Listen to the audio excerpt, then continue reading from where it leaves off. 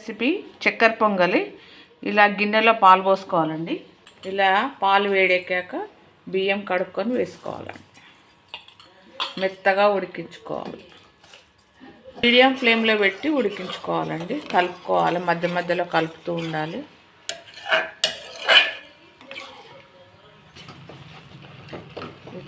ఇలా ఉడికిందో లేదో చెక్ చేసుకోవాలండి. ఇంకా కొద్దిగా ఉడకాలి.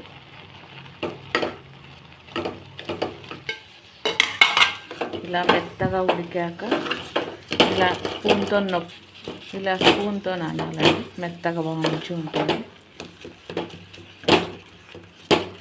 ఇలా అన్నాక బియ్యం ఏ గ్లాస్తో పోసుకుంటారో ఆ గ్లాస్ అంతా చక్కెర పోసుకోవాలి.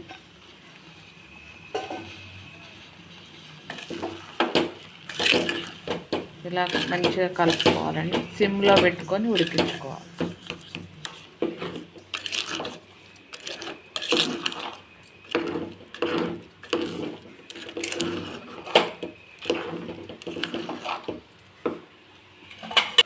ఇలా సిమ్లో ఒక 2 minutes ఉడికించుకోవాలండి. చక్కెర కరిగే వరకు మూత పెట్టుకోవాలి. ఇలా చక్కెర కరిగాక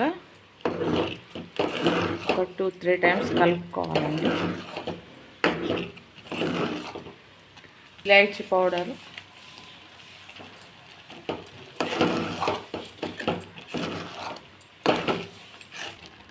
డ్రై ఫ్రూట్స్ వేసుకొని స్టవ్ ఆఫ్ చేసుకోవాలండి. నెయ్యి వేసుకుంటే టేస్ట్ చాలా బాగుంటుందండి. ఈ విధంగా మీరు కూడా చక్కెర పొంగల్ చేసుకోండి. చక్కెర పొంగల్ రెడీ అండి. Thank you.